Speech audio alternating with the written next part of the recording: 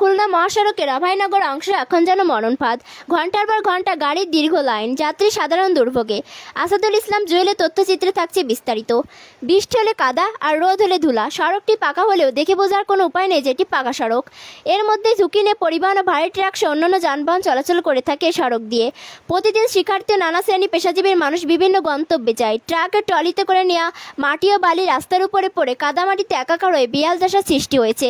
তাই সড়কে চলাচলে ভোগান্তি পোহাতে হচ্ছে বারবার। সরেজমিনে যশোর খুলনা মহাসড়কের অভয়নগর অংশে এখন বিভিন্ন স্থানে এমন পরিস্থিতির সৃষ্টি হয়েছে। গত কয়েকদিন অতিবৃষ্টিতে উপজেলার প্রেমবাগ থেকে চেঙ্গুটিয়া পর্যন্ত চলাচলে অনুপযোগী হয়ে পড়েছে। ঘন্টার পর ঘন্টা গাড়ির দীর্ঘ লাইন। কয়েকজন ট্রাক ড্রাইভার জানিয়েছেন প্রতিনিয়তই 2-3টা গাড়ি পাল্টি খাচ্ছে।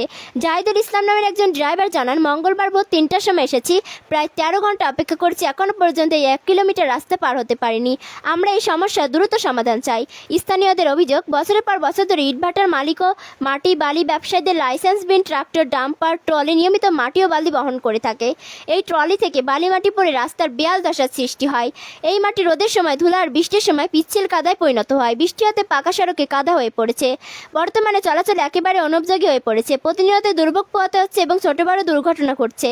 পরিবহনের যাত্রী অনেক অধিকারী বলেন, যশোর খুলনা মহাসড়কের অভয়নগর অংশ এখন যেন মরণফাঁদ। ঘন্টার পর ঘন্টা গাড়ির দীর্ঘ লাইন দেখা যাচ্ছে। যাত্রী সাধারণ দুর্ভোগের শিকার হচ্ছেন প্রতিনিয়ত।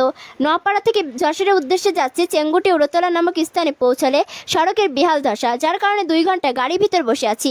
এই ব্যাপারে নোয়াপাড়া হাইওয়ে থানার ওসি মাহবুবুর রহমান বলেন, বৃষ্টির কারণে ওই এলাকার সড়কে যানবাহন যাতায়াতের সমস্যা দেখা দিয়েছে। কয়েকটি গাড়ি বেঁধে যাওয়ার কারণে রাস্তা ব্লক হয়েছে। হাইওয়ে পুলিশের টিম 24 ঘন্টা মহাসড়কে কাজ করে যাচ্ছে। রাস্তায় যে সমস্যাটা রয়েছে আশা করছি অতি দ্রুত সময়ের মধ্যে সমাধান হয়ে যাবে। এই ব্যাপারে যশোরের উপবিভাগীয় প্রকৌশলী শাহজাদা ফিরোজ বলেন, এই ব্যাপারে রাস্তার কন্ট্রাক্টরকে ডাকা হয়েছিল, তাদের সাথে কথা হয়েছে। ভারী বর্ষণের কারণে কাজে বিলম্ব হলেও কাজ শুরু হবে এবং আশা করছি দ্রুত এই সমস্যার সমাধান হয়ে যাবে।